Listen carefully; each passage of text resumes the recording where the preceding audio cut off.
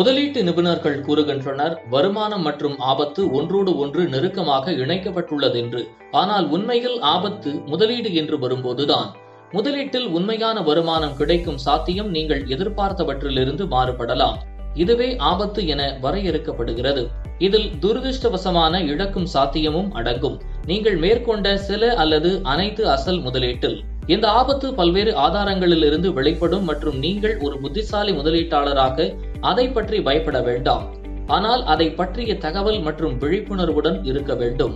அதனால்தான் சொத்து மேலாண்மை நிறுவனங்கள் திட்டம் தொடர்பான ஆவணங்களில் ஆபத்து நடவடிக்கைகளை வெளியிடுவார்கள். அதனால் நீங்கள் மிகவும் தகவல் அறிந்த முடிவை எடுக்க முடியும்.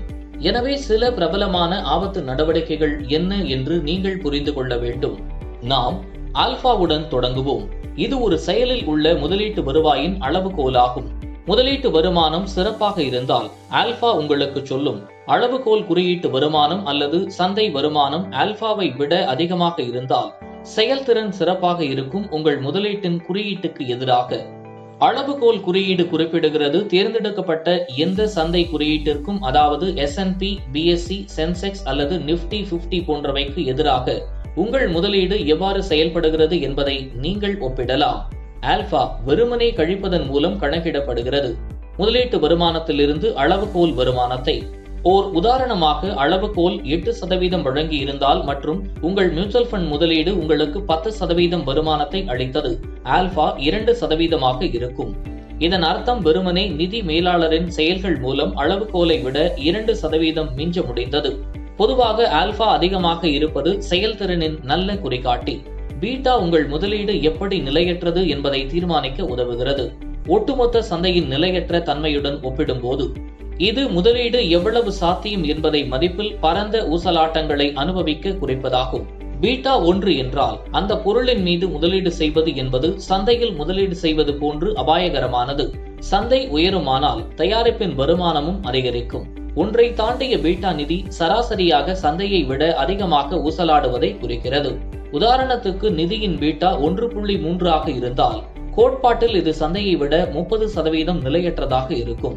எனவே சந்தை 10% உயர்ந்தால் நிதி 13% வரை உயர வாய்ப்புள்ளது. ஒன்றுக்கும் குறைவான பீட்டா நிதி சராசரியாக சந்தையை விட குறைந்த அளவிற்கு ஊசலாடுவதை குறிக்கிறது.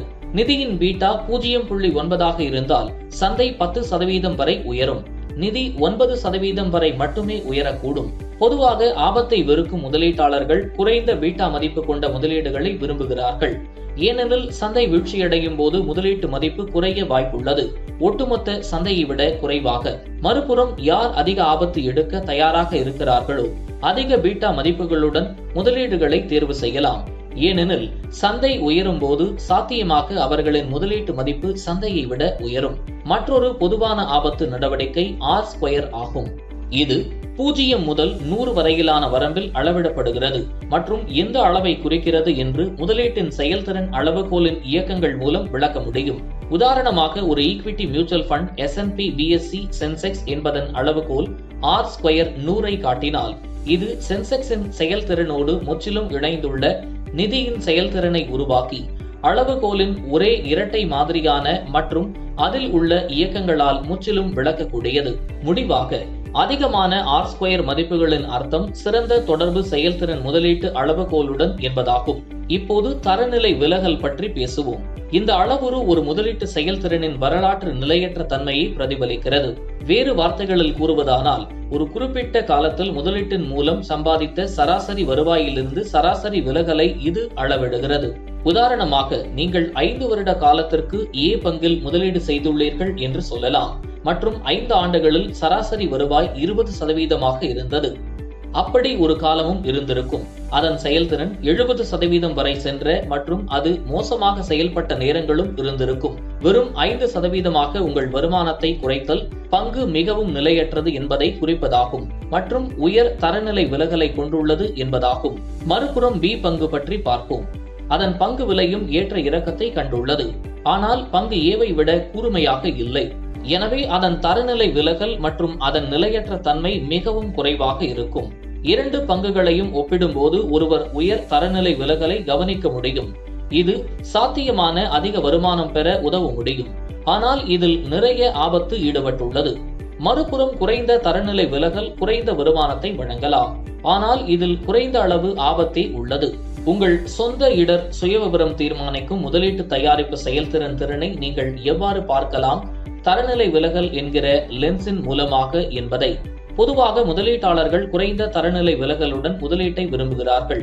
ஏனென்றால் அவர்களின் செயல்திறன் பொதுவாக மிகவும் கணிக்கக்கூடியதாக உள்ளது.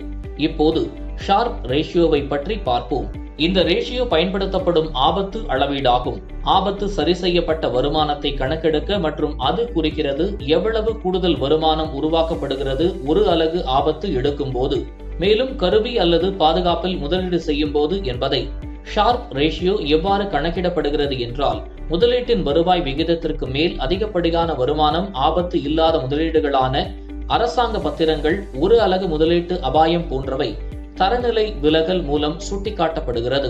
எனவே அதிக ஷார்ப் ரேஷியோ என்றால் திறன் சிறந்த வெகுமதிகளை பெறுதல், ஆபத்து அலகு ஒன்றுக்கு நீங்கள் உங்களை வெளிப்படுத்துகிறீர்கள். இறுதியாக ட்ரைனர் ரேஷியோ குறித்து பேசலாம். இது ஒருபடி ஷார்ப் ரேஷியோவிற்கு மேலே செல்கிறது மற்றும் முதலீட்டாளரை மதிப்பீடு செய்ய உதவுகிறது. ஒரு முதலீட்டின் செயல்திறன் ஆபத்து அலகுக்கு ஆபத்தின் அளவீடாக பீட்டாவை பயன்படுத்தி ட்ரைனர் ரேஷியோ முதலீட்டின் அதிகப்படியான வருமானமாக கணக்கிடப்படுகிறது. இது வருவாய் விகிதத்திற்கு மேல் ஆபத்து இல்லாத முதலீடு மூலம் வழங்கப்படுகிறது. அதாவது அரசாங்க பத்திரங்கள் போன்றவை சந்தை அபாயத்தின் அலகு ஒன்றுக்கு என பீட்டா மூலம் சுட்டிக்காட்டப்பட்டுள்ளது. ஒரு அதிக ட்ரைனர் ரேஷியோ ஒரு குறிகாட்டியாகும். சிறந்த வருமானத்தை உருவாக்கும் முதலீட்டுக்கு சந்தையில் நிலையற்ற தன்மை இருந்த போதிலும், சுருக்கமாக ஒரு அதிகப்படியான alpha, sharp ratio, trainer ratio சிறப்பான சாத்தியமான செயல்திறனை குறிப்பிடுகிறது. குறைந்த பீட்டா மற்றும் தரநிலை விலகல் குறைந்த நிலையற்ற தன்மையை குறிக்கிறது மற்றும் அதிக R² அளவுகோலுடன் ஒரு சிறந்த தொடர்பை குறிக்கிறது. ஒன்றாக இந்த குறிகாட்டிகள் முதலீட்டாளர்களுக்கு ஒரு முதலீட்டின் ஆபத்து வருவாய் விவரக்குறிப்பை தீர்மானிக்கவும் மற்றும் நிதி மேலாளரால் சேர்க்கப்பட்ட உண்மையான மதிப்பை தீர்மானிக்கவும் உதவும். எனவே முதலீட்டு தயாரிப்பை நீங்கள் கருத்தில் கொள்ளும் போது செயல்திறன் அடிப்படையில் மட்டுமே ஒரு முடிவை எடுக்க வேண்டாம். ஆபத்து நடவடிக்கைகள் மற்றும் விகிதங்கள் பலவற்றை புரிந்து கொள்ளுங்கள் மற்றும் அவை குறித்து உங்கள் நிதி ஆலோசகருடன் விவாதிக்கவும். Mutual fund investments are subject to market risks. Read all scheme-related documents carefully. Mutual fund முதலீடுகள் சந்தை அபாயங்களுக்கு உட்பட்டது. திட்டம் தொடர்பான அனைத்து ஆவணங்களையும் கவனமாக படிக்கவும்.